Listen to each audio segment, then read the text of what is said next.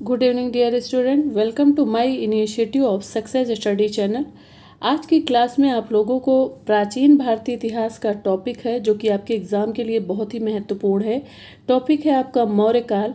इससे संबंधित MCQ practice series जो कि टॉपिक वाइज कराई जा रही है, इसका फर्स्ट पार्ट कराया जा चुका है। जिन लोगों ने फर्स्ट पार्ट नहीं सॉल्व किया है वे लोग प्लेलिस्ट पर जाकर पहले फर्स्ट पार्ट कर लें और देन उसके बाद ये करें आप लोग सेकंड पार्ट। आइए आज की क्लास स्टार्ट कर लेते हैं।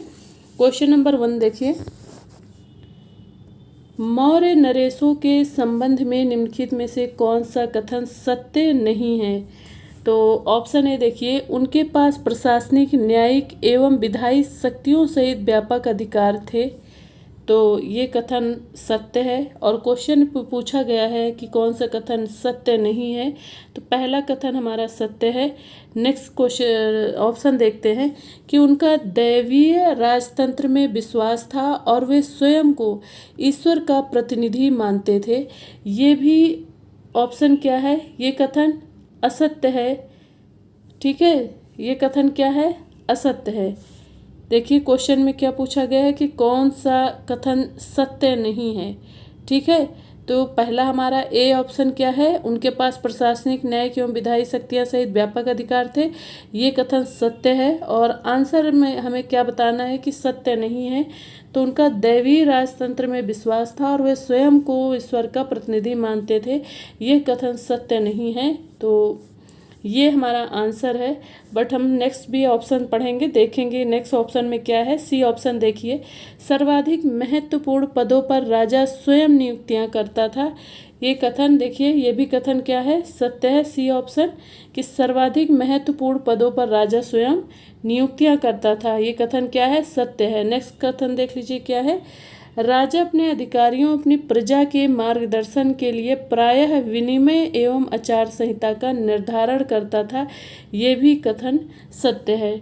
और आंसर में है कि कौन सा कथन सत्य नहीं है, तो बी ऑप्शन सत्य नहीं है। और यही हमारा आंसर है कि उनका दैवीय राजतंत्र में विश्वास था और वे स्वयं को ईश्वर का प्रतिनिधि मानते थे। ठीक है, ये सत्य नहीं है और यही हमारा आंसर है, क्योंकि क्वेश्चन में पूछा गया है कौन सा कथन सत्य नहीं है। नेक्स्ट देखिए, सेकंड नंबर क्वेश्चन देखिए, निम्नलिखित में से कौन मौर्य नरेशों की शक्तियों को नियंत्रित नहीं करता था। अगेन क्वेश्चन रिपीट कर रहे हैं, आप लोग क्वेश्चन को समझ लीजिए पहले। निम्नलिखित में से कौन मौर्य नरेशों की शक्तियों को नियंत्रित नहीं करता था। ऑप्शन ए, देश की आचार मूलक प्रथाएं एवं परंपराएं। ऑप्शन बी है श्रेणियां एवं व्यापारिक निगम। ऑप्शन सी है ब्राह्मण समुदाय। ऑप्शन डी है मंत्री परिषद। ठीक है, क्या होगा इसका आंसर। आप लोगों को कई बार मैंने रिपीट किया है, जब भी आप लोग टेस्ट सीरीज लगाया करें, पेपर पेन लेकर के अपने आंसर खुद करते हुए चलिए, ताकि आप लोग अपना एनालिसिस कर पाएँ कि आप कितने क्वेश्चन कर पा रहे हैं, आपकी प्रिपरेशन कैसी चल रही है। तो देखिए इसका आंसर क्या होगा, इसका आंसर होगा ब्राह्मण समुदाय। ठीक है, सी ऑप्शन करेक्ट होगा। ऑप्शन सी सही है।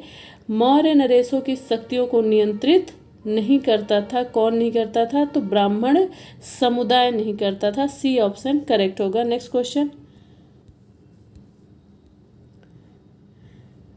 अशोक के अधीन मौर्यकालीन राजतंत्र के संबंध में सर्वाधिक उपयुक्त स्पष्टीकरण क्या होगा। ऑप्शन ए, प्रबुद्ध निरंकुशवाद। ऑप्शन बी, केंद्रीय भूत एक तंत्र। ऑप्शन सी, पितृवत निरंकुशवाद। और ऑप्शन डी है नियंत्रित राजतंत्र। तो एक बार क्वेश्चन को फिर देख लीजिए कि क्वेश्चन क्या है कि अशोक के अधीन मौर्यकालीन राजतंत्र के संबंध में सर्वाधिक उपयुक्त स्पष्टीकरण क्या होगा।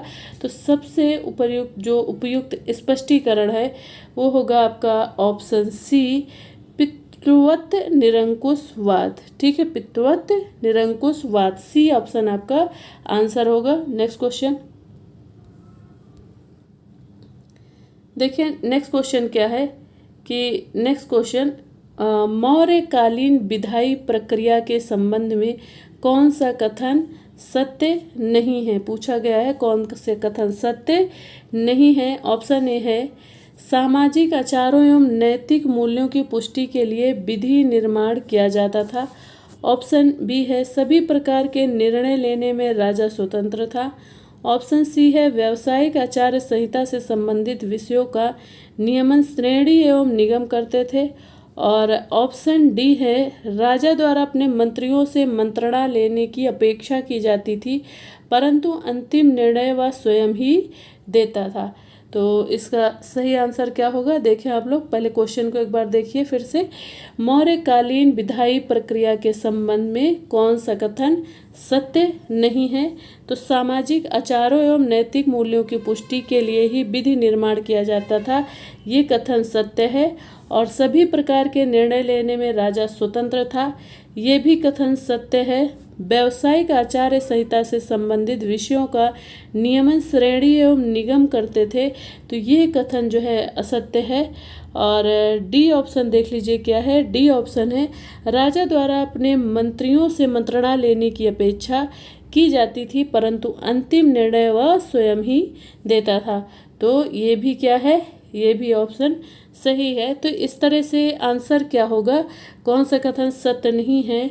तो हमारा सी ऑप्शन देख लीजिए, सी ऑप्शन है व्यावसायिक आचार संहिता से संबंधित विषयों का नियमन श्रेणी एवं निगम करते थे, ये कथन सत्य नहीं है। ठीक है, सी ऑप्शन सत्य नहीं है, यही हमारा आंसर है। नेक्स्ट क्वेश्चन देखिए। क्वेश्चन है मौर्यकालीन मंत्री परिषद के संबंध में से कौन सा कथन सत्य नहीं है? ध्यान से क्वेश्चन को देखिएगा, आप सत्य और असत्य का ध्यान रखें ताकि आप क्वेश्चन को सही से पढ़ेंगे तो आपका क्वेश्चन कभी गलत नहीं होगा। क्वेश्चन ही हम पढ़ने में मिस्टेक करते हैं जिसकी वजह से आंसर गलत निकल के आता है, इसलिए आप क्वेश्चन को पढ़ते समय लास्ट में ध्यान रखिए कि हमें पूछा क्या जा रहा है। तो मौर्यकालीन मंत्रिपरिषद के संबंध में से कौन सा कथन सत्य नहीं है? ऑप्शन ए परिषद के सदस्यों का चयन राजा द्वारा व्यक्तिगत रूप से किया जाता था। और ऑप्शन बी है परिषद के सदस्यों की संख्या निश्चित होती थी और इसमें 3 मंत्रणादाता और 1 मुख्यमंत्री होता था। ऑप्शन सी है आपातकाल के समय इनसे विशेष रूप से मंत्रणा ली जाती थी। ऑप्शन डी है इससे राजा पर राजनीतिक नियंत्रण बना रहता था। इसका आंसर क्या होगा, आप लोग भी अपना आंसर नोट करते चलिए। मौर्यकालीन मंत्रिपरिषद के संबंध में से कौन सा कथन सत्य नहीं है? तो ऑप्शन बी आपका सत्य नहीं है, परिषद के सदस्यों की संख्या निश्चित होती थी और इसमें 3 मंत्रणादाता और 1 मुख्यमंत्री होता था, तो ये आपका सत्य नहीं है। ठीक है, बाकी ये कथन आपके सत्य है। नेक्स्ट क्वेश्चन देखिए। देखिए क्वेश्चन नंबर 6 है मौर्य केंद्रीय प्रशासन के अधिकांश अधिकारीगण शासकीय कार्यों के निष्पादन से संबंधित थे। ऑप्शन ए समाज कल्याण, ऑप्शन बी न्याय प्रशासन, ऑप्शन सी सार्वजनिक निर्माण कार्य, ऑप्शन डी है राजस्व प्रशासन। क्या हो जाएगा इसका आंसर?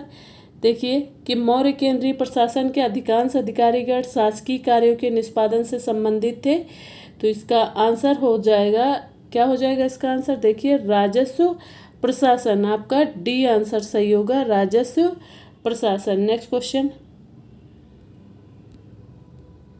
देखिए। क्वेश्चन मौर्यकालीन प्रशासन का कौन सा अधिकारी राजस्व संग्रहण या वसूली व्यवस्था का प्रधान अधिकारी था? ऑप्शन ए अध्यक्ष या विभाग अधीक्षक, ऑप्शन बी सन्निधाता या प्रधान कोषाध्यक्ष, ऑप्शन सी है समाहर्ता या महासमाहर्ता, और ऑप्शन डी है आपका कार्मिक वाली लिपिक। तो इसका क्या आंसर सही होगा? देखिए मौर्यकालीन प्रशासन का कौन सा अधिकारी राजस्व संग्रहण या वसूली व्यवस्था का प्रधान अधिकारी था? तो कौन था वो? समाहर्ता या महासमाहर्ता। कौन सा आंसर सही है आपका? ऑप्शन सी सही होगा, समाहर्ता या महासमाहर्ता। सी ऑप्शन आपका करेक्ट आंसर होगा। Next question. क्वेश्चन है निम्नलिखित में से किसने मौर्य प्रशासनिक विभागों के विभिन्न अधीक्षकों या अध्यक्षों के पदों तथा उनके कर्तव्यों का वर्णन किया? Option A Kautilya, option B है मेगास्थनीज, ऑप्शन सी है एरियन, ऑप्शन डी है स्ट्रैबो। तो इसका आंसर क्या होगा? देखिए, निम्नलिखित में से किसने मौर्य प्रशासनिक विभागों के विभिन्न अधीक्षकों या अध्यक्षों के पदों तथा उनके कर्तव्यों का वर्णन किया? तो इसका आंसर होगा ऑप्शन ए कौटिल्य ने। ठीक है, ऑप्शन ए करेक्ट होगा आपका, कौटिल्य ने, कि जो ये हैं मौर्य प्रशासनिक विभागों के जो विभिन्न अध्यक्षों या के पदों तथा उनके कर्तव्यों का वर्णन किया है, तो किसने किया है? कौटिल्य ने किया है। नेक्स्ट क्वेश्चन देखिए। देखिए क्वेश्चन, निम्नलिखित में से किस विभाग का संचालन अध्यक्षों या अधीक्षकों द्वारा नहीं किया जाता था? ऑप्शन ए भंडार गृह, ऑप्शन बी है मत्स्य पालन, ऑप्शन सी है पारपत्र तथा गणिकाएं, और ऑप्शन डी है तौल और माप। तो इसका आंसर क्या होगा? देखें, इसका राइट आंसर होगा ऑप्शन बी मत्स्य पालन। ठीक है, बी ऑप्शन आपका करेक्ट होगा। किस विभाग का संचालन अध्यक्षों या अधीक्षकों द्वारा नहीं किया जाता था? तो मत्स्य पालन विभाग का संचालन जो है अध्यक्षों या अधीक्षकों द्वारा नहीं किया जाता था। नेक्स्ट क्वेश्चन देखिए। मौर्य प्रशासन में महामात्र नामक अधिकारियों के बारे में निम्नलिखित में से कौन सा कथन सत्य नहीं है? ऑप्शन ए देखिए, इन अधिकारियों का दायित्व बौद्ध धर्म का प्रचार करना था। ऑप्शन बी है, उन्हें विभिन्न प्रांतों का वायसराय नियुक्त किया जाता था। ऑप्शन सी है, यह शब्द प्रत्येक वरिष्ठ अधिकारी के लिए प्रयुक्त किया जाता था, उसके आधिकारिक कार्य चाहे जो भी हों। ऑप्शन डी है, ये संस्कृत शब्द अमात्य का सहज पर्याय है। तो इसमें से क्या आंसर सही होगा? देखें क्या होगा इसका आंसर। इसका मौर्य प्रशासन में महामात्र नामक अधिकारियों के बारे में कौन सा कथन सत्य नहीं है? तो देखिए ए ऑप्शन, इन अधिकारियों का दायित्व जो है बौद्ध धर्म का प्रचार करना था, सत्य है। उन्हें विभिन्न प्रांतों का वायसराय नियुक्त किया जाता था, ये भी कथन क्या है? सत्य है। और सी ऑप्शन देखिए, यह शब्द प्रत्येक वरिष्ठ अधिकारी के लिए प्रयुक्त किया जाता था या उसके आधिकारिक कार्य चाहे जो भी हो, ये कथन सत्य नहीं है। और यह संस्कृत शब्द अमात्य का सहज पर्याय है, ये भी कथन सत्य है। तो इस तरह से आंसर जो होगा क्या होगा? हाँ, कौन सा कथन सत्य नहीं है? तो सी ऑप्शन आपका आंसर हो जाएगा। ठीक है, यह शब्द प्रत्येक वरिष्ठ अधिकारी के लिए प्रयुक्त किया जाता था और उसके आधिकारिक कार्य चाहे कुछ भी हो, चाहे जो भी हो। तो ये कथन क्या है? ये कथन जो है असत्य है आपके क्वेश्चन के अकॉर्डिंग। कि क्या था कि मौर्य प्रशासन में महामात्र नामक अधिकारियों के बारे में कौन सा कथन सत्य नहीं है? तो ये सी ऑप्शन आपका सत्य नहीं है। ठीक है, सी आपका आंसर है, ये असत्य है। नेक्स्ट क्वेश्चन, निम्नलिखित में से किस अधिकारी को महिलाओं की देखरेख का कार्य सौंपा गया था? ऑप्शन ए धम्म महामात्र, ऑप्शन बी इतिझक महामात्र स्त्री अध्यक्ष महामात्र, ऑप्शन सी है अंत महामात्र, और ऑप्शन डी है अंतःपुर अधीक्षक। तो इसका आंसर क्या होगा? इसका आंसर हो जाएगा ऑप्शन बी इतिझक महामात्र या स्त्री अध्यक्ष महामात्र। बी ऑप्शन आपका आंसर हो जाएगा। नेक्स्ट क्वेश्चन, क्वेश्चन देखिए क्या है। अंतः महामात्रों के संबंध में निम्नलिखित में से कौन सा कथन सही नहीं है? ऑप्शन ए, ये अधिकारी सीमाओं पर तथा अर्ध सभ्य जनजातियों के बीच कार्य करते थे। ऑप्शन बी है, उनका उत्तरदायित्व सीमावर्ती क्षेत्र के लोगों के धर्म के सिद्धांतों से अवगत कराना था। ऑप्शन सी है, आपातकाल के समय वे सीमा रक्षकों के रूप में कार्य करते थे। ऑप्शन डी है, यह संभव हो सकता है कि उनके दायित्व में पथकर की वसूली करना भी शामिल हो। तो इसका आंसर क्या होगा? इसका आंसर देख लीजिए, अंतः महामात्रों के संबंध में कौन सा कथन सही नहीं है? तो ये जो है ऑप्शन सी आपका सही नहीं है। और यह आपका आंसर है कि आपातकाल के समय वो सीमा संरक्षकों के रूप में कार्य करते थे, ये कथन सत्य नहीं है। और यही आपका आंसर है, सी नंबर। बाकी के कथन भी देख लीजिए, ये भी क्वेश्चन में आते हैं कभी।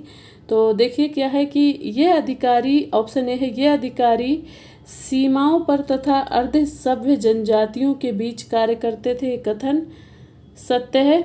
और उनका उत्तरदायित्व सीमावर्ती क्षेत्र के लोगों के धम्म के सिद्धांतों से अवगत कराना था, ये भी कथन सत्य है। और सी सत्य नहीं है, आप लोगों को जैसा कि पता है।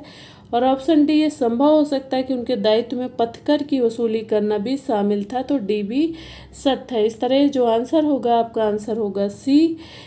कौन सा? सी। आपातकाल के समय सीमा संरक्षकों के रूप में कार्य करते थे। ठीक है, सी ऑप्शन आपका आंसर होगा। नेक्स्ट क्वेश्चन देखिए, नेक्स्ट क्वेश्चन क्या है। अपने शासन के 14वें वर्ष में अशोक द्वारा शुरू किए गए धम्म महामात्रों के नए पदों के बारे में निम्नलिखित कौन सा कथन सत्य नहीं है? ऑप्शन ए, केवल वे ही धम्म के प्रचार के लिए उत्तरदायी थे। ऑप्शन बी, वे कानून व्यवस्था का पालन करने वाले लोगों की शिकायतें सुनते थे और उन्हें न्याय दिलाने का प्रयास करते थे। और ऑप्शन सी है, वे बंदियों के कल्याण और न्यायपालिका के कार्यों की देखरेख करते थे। ऑप्शन डी है, वे नगरीय जनता तथा व्यापारियों के हितों की भी रक्षा करते थे। तो इसका आंसर क्या हो जाएगा? देखें आप लोग भी नोट करते चलिए साथ साथ आंसर। इसका आंसर हो जाएगा ऑप्शन ए, केवल वे। देखिए क्या आंसर होगा, केवल वे ही धम्म के प्रचार के लिए उत्तरदायी थे। ए ऑप्शन करेक्ट आंसर होगा। ठीक है, केवल वे ही धम्म के प्रचार के लिए उत्तरदायी थे। नेक्स्ट क्वेश्चन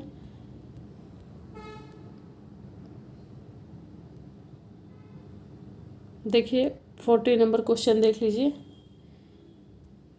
केंद्र सरकार के किस अधिकारी के पास राजकीय आय या राजस्व नियंत्रण का प्रभार होता था? ऑप्शन ए संनिधाता, ऑप्शन बी है कार्मिक, ऑप्शन सी है समाहर्ता, ऑप्शन डी है महामात्र। तो इसका आंसर क्या हो जाएगा? इसका आंसर है ऑप्शन ए संनिधाता। केंद्र सरकार के किस अधिकारी के पास राजकीय आय या राजस्व नियंत्रण का प्रभार होता था? तो वह अधिकारी है संनिधाता। ठीक है, next question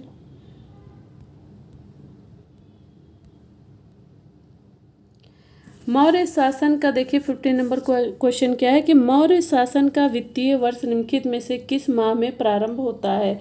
option A Phagun March, option B है आषाढ़ जुलाई, ऑप्शन सी है ज्येष्ठ जून और ऑप्शन डी है पौष माघ या जनवरी फरवरी। तो इसमें आंसर क्या होगा? मौर्य प्रशासन का वित्तीय वर्ष निम्नलिखित में से किस माह में प्रारंभ होता है? तो यह आषाढ़ जुलाई में प्रारंभ होता है। ठीक है, किस में? आषाढ़ जुलाई में। बी ऑप्शन आपका आंसर होगा। नेक्स्ट क्वेश्चन देखिए, क्वेश्चन मौर्य साम्राज्य के 4 प्रमुख प्रांत थे, उत्तरी, पूर्वी, पश्चिमी एवं दक्षिणी। इन चारों प्रांतों में राजकुमारों या राज परिवारों के किसी सदस्य को वायसराय के रूप में नियुक्त किया जाता था। निम्नलिखित में से कौन सा नगर उत्तरी प्रांत की राजधानी थी या था? ठीक है, कौन सा नगर उत्तरी प्रांत की राजधानी थी? तो इसका आंसर है, ऑप्शन देख लीजिए। ऑप्शन ए है सुवर्णगिरी, ऑप्शन बी है तोसली, ऑप्शन सी है उज्जैनी, ऑप्शन डी है तक्षशिला। इसका आंसर क्या हो जाएगा? क्वेश्चन अगेन एक बार देख लीजिए आप लोग कि मौर्य साम्राज्य के 4 प्रमुख प्रांत थे, उत्तरी, पूर्वी, पश्चिमी एवं दक्षिणी। इन चारों प्रांतों में राजकुमारों या राज परिवारों के किसी सदस्य को वायसराय के रूप में नियुक्त किया जाता था। और निम्नलिखित में से कौन सा नगर उत्तरी प्रांत की राजधानी था? तो option A Suvarnagiri, option B है तोसली, ऑप्शन डी है उज्जैनी, ऑप्शन डी है तक्षशिला। तो इसका आंसर क्या हो जाएगा? इसका देखिए 16 नंबर का इसका आंसर हो जाएगा ऑप्शन सी तक्षशिला। ठीक है, सी ऑप्शन सही है। नेक्स्ट क्वेश्चन देखिए 70 नंबर क्वेश्चन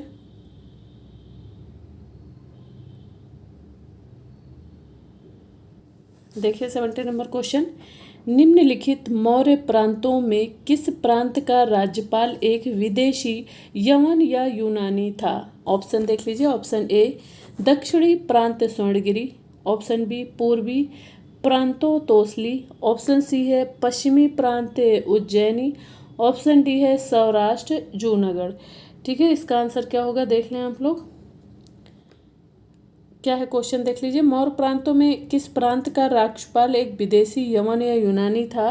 तो इसका आंसर हो जाएगा सौराष्ट्र जूनागढ़। ठीक है, डी ऑप्शन करेक्ट आंसर होगा, सौराष्ट्र जूनागढ़। Next question.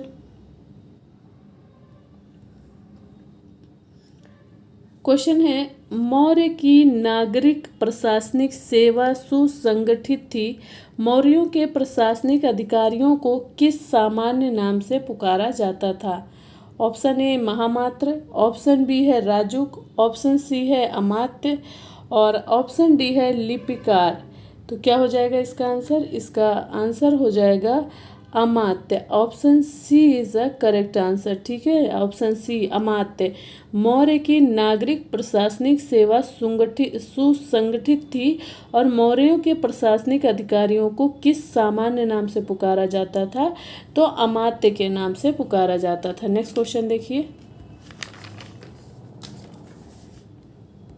देखिए 90 नंबर क्वेश्चन। 5 महत्वपूर्ण मौर्य प्रांतों के प्रांतीय राज्यपाल या वायसराय के पद पर किसकी नियुक्ति की जाती थी? ऑप्शन ए राजकुल के राजकुमार, ऑप्शन बी कुमार के रूप में ज्ञात राजकुल के व्यक्तित्व, ऑप्शन सी है उपर्युक्त ए और बी दोनों और ऑप्शन डी है प्रादेशिक। तो इसमें से क्या आंसर सही होगा? इसका राइट आंसर होगा उपर्युक्त ए और बी दोनों। ठीक है, डी ऑप्शन करेक्ट होगा, राजकुल के राजकुमार और कुमार के रूप में ज्ञात राजकुल के व्यक्ति। ठीक है, ए और बी दोनों ऑप्शन सही है। नेक्स्ट क्वेश्चन देखिए। क्वेश्चन है, जनपद स्तर पर मौर्य अधिकारियों का सही अवरोही क्रम था। ठीक है, क्वेश्चन अगेन रिपीट करते हैं, देख लीजिए। जनपद स्तर पर मौर्य अधिकारियों का सही अवरोही क्रम था। ऑप्शन ए है रज्जुक प्रादेशिक युक्त, ऑप्शन बी है युक्त रज्जुक प्रादेशिक, ऑप्शन सी है प्रादेशिक युक्त रज्जुक और ऑप्शन डी देखिए क्या है, ऑप्शन डी है प्रादेशिक रज्जुक युक्त। तो इसका आरोही क्रम क्या होगा देख लीजिए। इसका आरोही क्रम होगा प्रादेशिक रज्जुक युक्त, प्रादेशिक रज्जुक युक्त। डी ऑप्शन करेक्ट आंसर होगा, प्रादेशिक रज्जुक युक्त। डी ऑप्शन सही आंसर है। Next question.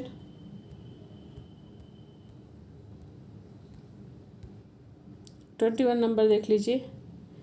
मौर्य प्रशासन में रज्जु को क्या कार्य था? क्वेश्चन है, मौर्य साम्राज्य में रज्जु को का क्या कार्य था? तो ऑप्शन ए ग्रामीण प्रशासन के आधार स्तंभ थे, ऑप्शन बी है वो न्यायिक तथा प्रशासनिक दोनों ही पदों पर कार्य करते थे, ऑप्शन सी है वे भूमि सर्वेक्षण तथा भू राजस्व के निर्धारण के लिए उत्तरदायी थे और ऑप्शन डी देख लीजिए, ऑप्शन डी है उपर्युक्त सभी। तो इसका आंसर क्या हो जाएगा? वे ग्रामीण प्रशासन के आधार स्तंभ थे। यस थे, सही है। और दूसरा है वे न्यायिक तथा प्रशासनिक दोनों ही पदों पर कार्य करते थे, ये भी सत्य है। और वे भूमि सर्वेक्षण तथा भू राजस्व के वे भूमि सर्वेक्षण तथा भू राजस्व के निर्धारण के लिए उत्तरदायी थे, ये भी कथन सत्य था। डी ऑप्शन देखिए, डी ऑप्शन है उपर्युक्त सभी। ठीक है, इसका आंसर क्या हो जाएगा? उपर्युक्त सभी। डी आंसर आपका करेक्ट आंसर होगा। नेक्स्ट क्वेश्चन देखिए। नेक्स्ट क्वेश्चन नंबर 22 देख लीजिए। जनपद और ग्राम के बीच प्रशासन के माध्यमिक स्तर पर करों की वसूली के लिए निम्नलिखित में से कौन उत्तरदायी था? ऑप्शन ए गोप, ऑप्शन बी रज्जुक, ऑप्शन सी है स्थानिक और ऑप्शन डी है प्रतिवेदक। तो क्वेश्चन क्या था कि जनपद और ग्राम के बीच प्रशासन के माध्यमिक स्तर पर करों की वसूली के लिए कौन उत्तरदायी था, कौन जिम्मेदार था? तो इसका आंसर क्या होगा? स्थानिक। ठीक है, सी ऑप्शन करेक्ट होगा आपका आंसर, स्थानिक is the correct answer. Next question number देखिए 23। राजा को विशेष सूचना देने वाले तथा उसके साथ सीधे संपर्क रखने वाले अधिकारी कौन थे? ऑप्शन ए पुलसाइन, पुरुष, ऑप्शन बी प्रतिवेदक, ऑप्शन सी लिपिकार, ऑप्शन डी है तीर्थकार। तो इसका राइट आंसर क्या होगा? इसका राइट आंसर होगा ऑप्शन बी प्रतिवेदक। ठीक है, B answer is the correct answer. Next question देखिए, क्वेश्चन है नगर अधीक्षक या नागरिक का सर्वाधिक महत्वपूर्ण उत्तरदायित्व था। ऑप्शन ए कानून और व्यवस्था, ऑप्शन बी नगर की सफाई, ऑप्शन सी आग की सुरक्षा और ऑप्शन डी है अकाल राहत। ठीक है, चार ऑप्शन देख लिया आपने, इसमें से कौन सा आंसर सही होगा? नगर अधीक्षक या नागरिक का सर्वाधिक महत्वपूर्ण अस्तित्व था, तो क्या आंसर इसका सही होगा? कानून और व्यवस्था। ए ऑप्शन आपका सही होगा, ए ऑप्शन कानून और व्यवस्था। नेक्स्ट क्वेश्चन देखिए, क्वेश्चन है नगर प्रशासन का वर्णन करते हुए मेगास्थनीज ने 6 समितियों का उल्लेख किया है। भारतीय स्रोतों में इन समितियों के अस्तित्व का स्पष्ट उल्लेख नहीं मिलता, परंतु उनके कार्यों को किस अधिकारी के उत्तरदायित्व के साथ संबद्ध किया जा सकता है? अगेन क्वेश्चन देख लीजिए, नगर प्रशासन का वर्णन करते हुए मेगास्थनीज ने 6 समितियों का उल्लेख किया है। भारतीय स्रोतों में इन समितियों के अस्तित्व का स्पष्ट उल्लेख नहीं मिलता है, परंतु उनके कार्यों को किस अधिकारी के उत्तरदायित्व के साथ संबद्ध किया जा सकता है? ऑप्शन ए महामात्र, ऑप्शन बी नागरिक, ऑप्शन सी अध्यक्ष, ऑप्शन डी है युक्त। तो इसका आंसर क्या होगा? इसका आंसर होगा अध्यक्ष।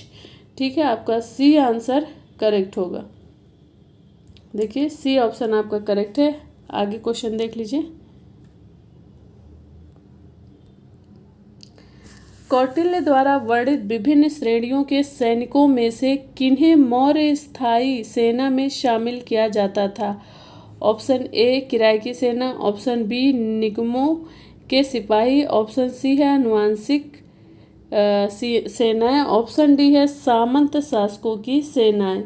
तो इसका क्या हो जाएगा आंसर? इसका हो जाएगा आनुवंशिक सेनाएं। सी ऑप्शन आपका करेक्ट आंसर है। ठीक है, सी आंसर करेक्ट आंसर है। नेक्स्ट क्वेश्चन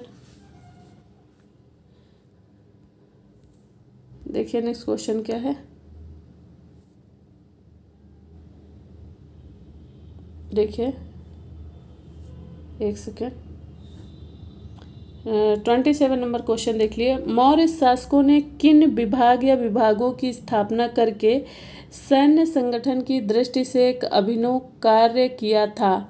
क्या है? अगेन क्वेश्चन रिपीट करते हैं, देख लीजिए। मौर्य शासकों ने किन विभाग या विभागों की स्थापना करके सैन्य संगठन की दृष्टि से एक अभिनव कार्य किया था? ऑप्शन ए नौसेना, ऑप्शन बी है परिवहन और सैन्य रसद विभाग, ऑप्शन सी है उपर्युक्त ए और बी दोनों, ऑप्शन डी है सेना चिकित्सा तथा परिचारिका दल। तो इसका सही आंसर क्या होगा? इसका सही आंसर होगा, एक सेकेंड, हाँ, इसका सही आंसर हो जाएगा ऑप्शन सी उपर्युक्त ए और बी दोनों, नौसेना और परिवहन और सैन्य रसद विभाग। ठीक है, इस तरह से सी ऑप्शन सही है, ए और बी दोनों। नेक्स्ट क्वेश्चन, मौर्य काल में जन्म और मृत्यु का पंजीकरण क्यों अनिवार्य था एवं वार्षिक जनगणना भी क्यों की जाती थी? तो इसका आंसर क्या होगा? ऑप्शन ए देख लीजिए, जनसांख्यिकीय स्वरूप की जानकारी के लिए, ऑप्शन बी है कानून और व्यवस्था के उद्देश्य से, ऑप्शन सी है कराधान के प्रयोजन के लिए, ऑप्शन डी है उपरोक्त बी और सी दोनों। ठीक है, तो इसमें से क्या आंसर हो जाएगा? देख लीजिए आप लोग, इसका क्वेश्चन नंबर 28 है, इसका आंसर हो जाएगा उपर्युक्त ए और बी दोनों। डी ऑप्शन आपका करेक्ट आंसर होगा। क्या सही होगा? डी ऑप्शन सही होगा, उपर्युक्त ए और बी और सी दोनों। ठीक है, बी और सी आंसर होगा, कराधान के प्रयोजन के लिए और कानून व्यवस्था के उद्देश्य से, डी आंसर होगा। नेक्स्ट क्वेश्चन देखिए, क्वेश्चन है मौर्यकालीन सार्वजनिक स्वास्थ्य नियमों के अंतर्गत सार्वजनिक स्वास्थ्य संबंधी निम्नलिखित कौन सा अपराध दंडनीय नहीं था? ऑप्शन ए है सार्वजनिक मार्गों पर गंदगी, कीचड़ या मृत शरीरों को फेंकना। ऑप्शन बी है तालाबों या अन्य जल स्रोतों को प्रदूषित करना। ऑप्शन सी है मृतकों को जलाने या दफनाने के क्या है क्वेश्चन सी देखिए, मृतकों को जलाने या दफनाने के लिए उन मार्गों से ले जाना जो इस प्रयोजन के लिए प्रतिबंधित थे। और ऑप्शन डी क्या है चिकित्सकों द्वारा बिना पंजीकरण कराए रोगियों का उपचार करना तथा जड़ी बूटियों और औषधियाँ बेचना। तो इसमें से आंसर कौन सा होगा? इसका आंसर हो जाएगा ऑप्शन डी चिकित्सकों द्वारा बिना पंजीकरण कराए रोगियों का उपचार करना तथा जड़ी बूटियां और औषधियां बेचना है। नेक्स्ट क्वेश्चन है कौटिल्य द्वारा वर्णित गुप्तचर प्रणाली में निम्नलिखित में से कौन सी गुप्तचर शाखा नहीं थी? ऑप्शन ए है अपराध शाखा, ऑप्शन बी है विशेष शाखा, ऑप्शन सी है राजनीतिक शाखा, ऑप्शन डी है विदेशी गुप्तचर शाखा। क्या होगा इसका आंसर? देखो इसका आंसर आप लोग टिक करो। कौटिल्य द्वारा वर्णित गुप्तचर प्रणाली में कौन सी गुप्तचर शाखा नहीं थी? तो कौन सी नहीं थी? इसमें नहीं थी राजनीतिक शाखा। ठीक है, राजनीतिक शाखा नहीं थी। नेक्स्ट क्वेश्चन देखिए,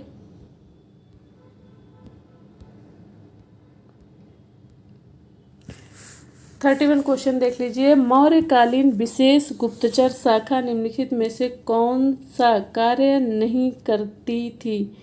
मौर्यकालीन विशेष गुप्तचर शाखा निम्नलिखित में से कौन सा कार्य नहीं करती थी? ऑप्शन ए अति महत्वपूर्ण व्यक्तियों वीआईपी का सुरक्षा, ऑप्शन बी है राजनीतिक गुप्तचर, ऑप्शन सी है प्रतिपक्षी गुप्तचर्य और ऑप्शन डी क्या है? ऑप्शन डी राजस्व गुप्तचर एवं वरिष्ठ अधिकारियों की निगरानी। तो इसमें से आंसर क्या हो जाएगा? इसमें से आंसर हो जाएगा option D. Option D answer होगा राजस्व गुप्तचर एवं भ्रष्ट अधिकारियों की निगरानी। नेक्स्ट क्वेश्चन देखिए, नेक्स्ट क्वेश्चन क्या है देखिए 32 नंबर। अशोक द्वारा निम्नलिखित कौन सा न्यायिक सुधार प्रचलित नहीं किया गया था? तो ऑप्शन ए है मृत्युदंड प्राप्त बंदियों का प्राण दंड 3 दिन तक विलंबित रहता है करना, 3 दिन तक विलंबित करना। ऑप्शन बी है न्यायिक प्रक्रिया और दंड में समानता लाना। ऑप्शन सी है न्यायिक निष्पक्षता तथा और औचित्य सुनिश्चित करना। ऑप्शन डी है कठोर दंड को उदार बनाना। तो इसमें क्या आंसर होगा? देखिए 32 का ऑप्शन जो सही है वो है ऑप्शन डी कठोर दंड को आधार बनाना। ठीक है, ऑप्शन डी जो है आपका करेक्ट आंसर होगा। डी ऑप्शन सही है। नेक्स्ट क्वेश्चन देखिए, क्वेश्चन है रुद्रदामन के जूनागढ़ शिलालेख के अनुसार निम्नलिखित एक शासक के शासनकाल में सौराष्ट्र के समीपवर्ती ग्रामीण क्षेत्र में जलपूर्ति की सुविधा के लिए सुदर्शन झील पर एक बांध बनाया गया था। किस शासक ने उक्त बांध का निर्माण कराया था? अगेन क्वेश्चन रिपीट करते हैं, आप लोग ध्यान से देख लीजिए। पहले क्वेश्चन है रुद्रदामन के जूनागढ़ शिलालेख के अनुसार निम्नलिखित एक शाखा के शासनकाल में क्या एक शासक के शासनकाल में सौराष्ट्र के समीपवर्ती ग्रामीण क्षेत्र में जलापूर्ति की सुविधा के लिए जो है सुदर्शन झील पर एक बांध बनाया गया था और किस शासक ने उक्त बांध का निर्माण कराया था? Option A Chandragupta Maurya, option B Bindusara, option C Ashoka, option D है दशरथ। तो इसका राइट आंसर क्या होगा? इसका 32 क्वेश्चन नंबर है, इसका राइट आंसर क्या होगा? इसका राइट आंसर होगा चंद्रगुप्त मौर्य। ठीक है, क्या आंसर होगा? चंद्रगुप्त मौर्य। नेक्स्ट क्वेश्चन देखिए इसके बाद क्वेश्चन 34। मेगास्थनीज बताता है कि समकालीन भारतीय समाज 7 वर्गों अर्थात दार्शनिक, कृषक, पशुपालक, दस्तकार, सैनिक, गुप्तचर तथा पार्षदों में विभाजित था। ये विभाजन का किस अवधारणा पर आधारित प्रतीत होती है? अगेन क्वेश्चन रिपीट करते देख लीजिए। मेगास्थनीज बताता है कि समकालीन भारतीय समाज 7 वर्गों अर्थात दार्शनिक, कृषक, पशुपालक, दस्तकार, सैनिक, गुप्तचर और तथा पार्षदों में विभाजित था। ये विभाजन किस अवधारणा पर आधारित प्रतीत होता है? ऑप्शन ए सामाजिक, ऑप्शन बी आर्थिक, ऑप्शन सी है राजनीतिक, ऑप्शन डी है धार्मिक। तो इसका आंसर क्या हो जाएगा? इसका आंसर हो जाएगा आर्थिक। ठीक है, बी ऑप्शन आपका करेक्ट होगा, आर्थिक इसका आंसर होगा। नेक्स्ट क्वेश्चन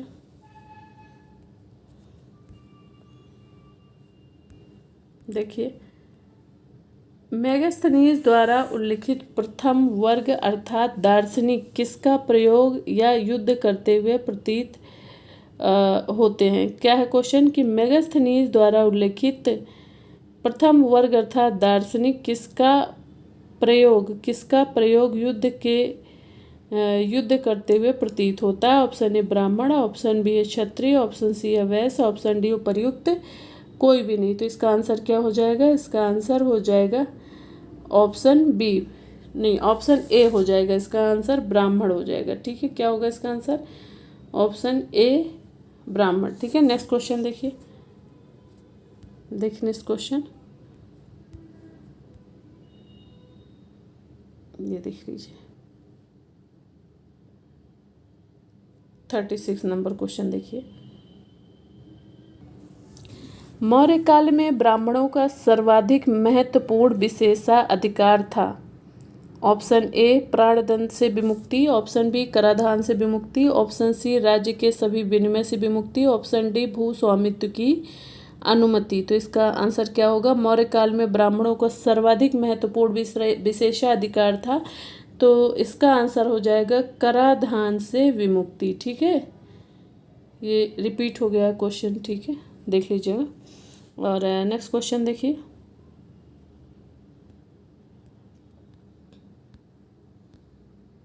क्वेश्चन मौर्य काल में महत्व की दृष्टि से प्रथम 3 वर्णों का निम्नलिखित में से कौन सा सही क्रम है? क्वेश्चन क्या है कि मौर्य काल में महत्व की दृष्टि से प्रथम 3 वर्णों का निम्नलिखित में से कौन सा सही क्रम है, ये हमें बताना है। ऑप्शन ए है ब्राह्मण, क्षत्रिय, वैश्य, ऑप्शन बी है वैश्य, ब्राह्मण, क्षत्रिय, ऑप्शन सी है क्षत्रिय, ब्राह्मण, वैश्य और ऑप्शन डी है क्षत्रिय, वैश्य और ब्राह्मण। ठीक है, और क्वेश्चन क्या था कि मौर्य काल में महत्व की दृष्टि से प्रथम 3 वर्णों का कौन सा सही क्रम है, ये हमें बताना है। तो इसका आंसर हो जाएगा ऑप्शन ए ब्राह्मण, देन क्षत्रिय, देन वैश्य। इस तरह से हमारा ए ऑप्शन करेक्ट आंसर होगा। नेक्स्ट क्वेश्चन देखिए, मौर्य काल में जाति व्यवस्था के सुचारू रूप से काम न करने के संबंध में प्रस्तावित लक्षणों में से निम्नलिखित में कौन सा लक्षण सही नहीं है? ऑप्शन ए बौद्ध धर्म तथा जैन धर्म जैसे ब्राह्मण धर्म विरोधी धर्मों द्वारा वैश्यों का समर्थन, ऑप्शन बी है दस्तकारों का शिल्प श्रेणियों में संगठन, ऑप्शन सी है शूद्रों की आपराधिक कार्यों के प्रति प्रवृत्ति, ऑप्शन डी है आदर्श शासकों के रूप में क्षत्रियों में विश्वास। तो इसका क्या होगा आंसर? अगेन एक बार क्वेश्चन रिपीट कर देते, देख लीजिए पहले आप क्वेश्चन को। मौर्य काल में जाति व्यवस्था के सुचारू रूप से काम न करने के संबंध में प्रस्तावित लक्षणों में से निम्नलिखित में से कौन सा लक्षण सही नहीं है? तो ये कौन सा इसका आंसर हो जाएगा? इसका आंसर हो जाएगा 38 का बी। ठीक है, 38 का बी हो जाएगा, दस्तकारों का शिल्प श्रेणियों में संगठन। इस तरह से आपका जो आंसर होगा वो बी होगा। नेक्स्ट क्वेश्चन देखिए, नेक्स्ट क्वेश्चन क्या है देख लीजिए आप लोग, एक सेकेंड। देखिए आइए, नेक्स्ट क्वेश्चन है 39 नंबर क्वेश्चन देखिए। अधिकांश कृषक किस वर्ण से संबंधित थे? ऑप्शन ए ब्राह्मण, ऑप्शन बी है क्षत्रिय, ऑप्शन सी है वैश्य, ऑप्शन डी है शूद्र। तो अधिकांश कृषक जो थे वे जो है शूद्र वर्ण से संबंधित थे। आपका डी आंसर जो है करेक्ट होगा। ठीक है, अधिकांश कृषक जो है शूद्र वर्ण से संबंधित थे। नेक्स्ट क्वेश्चन देखिए।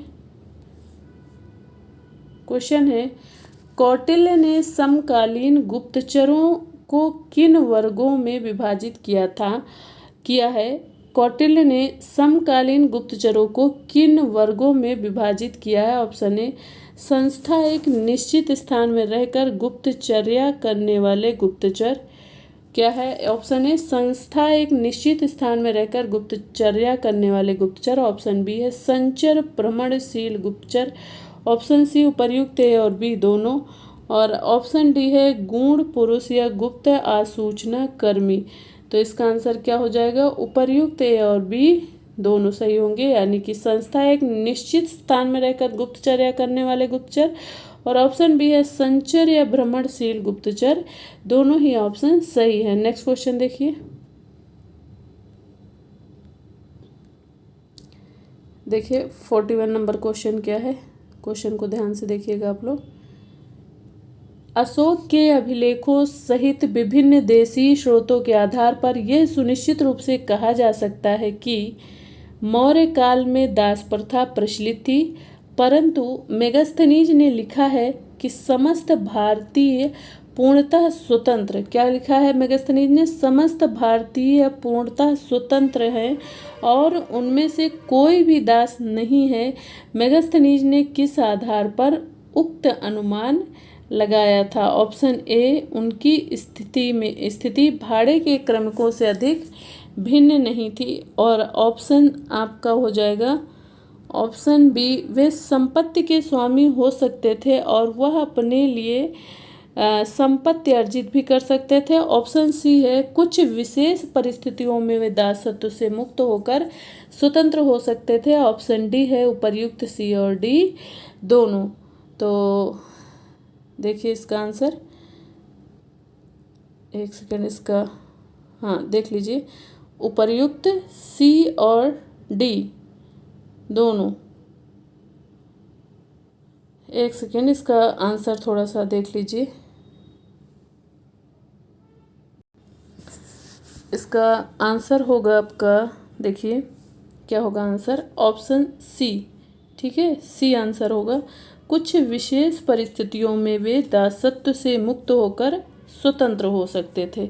क्वेश्चन आप लोग एक बार फिर से देख लीजिए, थोड़ा इम्पोर्टेंट क्वेश्चन है आपके एग्ज़ाम के पर्पज़ से, और ख़ास करके आपका टीजीटी एनटीए द्वारा कराए गए एग्ज़ाम इस तरह के क्वेश्चंस बहुत पूछे जाते हैं। इस तरह आप लोग ध्यान रखिएगा इसका। और यूपीएससी में भी ऐसे क्वेश्चन हैं, आरओ में भी पूछे जाते हैं, इम्पोर्टेंट क्वेश्चन है, इसे एक बार देख लीजिए। अशोक के अभिलेखों सहित विभिन्न देशी स्रोतों के आधार पर यह सुनिश्चित रूप से कहा जा सकता है कि मौर्य काल दास प्रथा प्रचलित थी। मौर्य काल में दास प्रथा प्रचलित थी, परंतु मेगास्थनीज ने लिखा है कि समस्त भारतीय पूर्णतः स्वतंत्र हैं और उनमें से कोई भी दास नहीं है। मेगास्थनीज ने किस आधार पर उक्त अनुमान लगाया था? तो इसका आंसर क्या हो जाएगा? इसका आंसर हो जाएगा ऑप्शन सी, कुछ विशेष परिस्थितियों में दासत्व से मुक्त होकर स्वतंत्र हो सकते थे। C option is the correct answer. Next question देखिए, मौर्य काल में दासों को मुख्यतः किस व्यवसाय में श्रमिकों के रूप में प्रयुक्त किया जाता था? ऑप्शन ए है भूमिहीन मजदूरों के रूप में, ऑप्शन बी है घरेलू वृत्तियों के रूप में, ऑप्शन सी है औद्योगिक श्रमिकों के रूप में, ऑप्शन डी है सेना में श्रमिकों या मजदूरों के रूप में। तो इसका आंसर क्या हो जाएगा? इसका आंसर होगा ऑप्शन बी। मौर्य काल में जो है मौर्य काल में दासों को मुख्यतः किस व्यवसाय में श्रमिकों के रूप में प्रयुक्त किया जाता था? तो घरेलू वृत्तियों के रूप में प्रयोग किया जाता था। आपका बी आंसर राइट होगा। ठीक है, देख लीजिए आपका आंसर क्या सही होगा, बी आंसर आपका सही होगा। ठीक है, घरेलू वृत्तियों के रूप में प्रयुक्त किया जाता था। नेक्स्ट क्वेश्चन देखिए। क्वेश्चन है, मौर्यकालीन सामाजिक व्यवस्था में निम्नतम सामाजिक स्तर पर दास नहीं अपितु चंडाल थे। इन चंडालों के संबंध में निम्नलिखित कौन सा कथन सत्य नहीं है? अगेन देख लीजिए क्वेश्चन क्या है कि मौर्यकालीन सामाजिक व्यवस्था में निम्नतम सामाजिक स्तर पर दास नहीं चंडाल थे। इन चंडालों के संबंध में निम्नलिखित में से कौन सा कथन सत्य नहीं है? ऑप्शन देख लीजिए। उनके जातीय नाम का सीधा संबंध उनके व्यवसाय या कार्य से था। ऑप्शन बी है, उन्होंने सामाजिक बहिष्कार की स्थिति स्वीकार कर ली थी। ऑप्शन सी, वे अपने परिवार के साथ नगरों के बाहर रहते थे। ऑप्शन डी, उन्हें कोई धार्मिक कर्मकांड करने की अनुमति नहीं थी। तो इसका क्या आंसर हो जाएगा? देखिए आप लोग, इसका आंसर हो जाएगा, एक बार क्वेश्चन रिपीट कर देते हैं देन आंसर देखिए। मौर्यकालीन सामाजिक व्यवस्था में निम्नतम सामाजिक स्तर पर दास नहीं अपितु चंडाल थे। इन चांडालों के संबंध में निम्नलिखित कौन सा कथन सत्य नहीं है? तो आपका डी ऑप्शन जो है वो सत्य नहीं है। उन्हें कोई धार्मिक कर्मकांड करने की अनुमति नहीं थी, ये कथन सत्य नहीं है। बाकी के कथन सत्य हैं और आपका आंसर डी होगा, क्योंकि क्वेश्चन में पूछा गया है कि कौन सा कथन सत्य नहीं है। ठीक है, और बाकी के कथन भी देख लीजिए आप। उनके जाति नाम का सीधा संबंध उनके व्यवसाय या कार्य से था। और ऑप्शन बी, उनके सामाजिक बहिष्कार की स्थिति स्वीकार कर ली थी। और ऑप्शन सी है, वे अपने परिवारों के साथ नगरों के बाहर रहते थे। और इसका आंसर क्या है? आंसर है डी, उन्हें कोई धार्मिक कर्मकांड करने की अनुमति नहीं थी। ऐसा नहीं है, ये आंसर जो है आपका असत्य है और आपका यही आंसर है। देखिए, असत्य पूछा गया है कि कौन सा कथन सत्य नहीं है, तो डी सत्य नहीं है और ये आपका डी आंसर होगा। नेक्स्ट क्वेश्चन देखिए। मौर्य काल में विष्टि शब्द किसका द्योतक था? ऑप्शन ए प्रांत का, ऑप्शन बी है जिला का, ऑप्शन सी है बलात्कार में बंधुआ मजदूरी का, ऑप्शन डी है ऋतुकालिक स्थितियों का।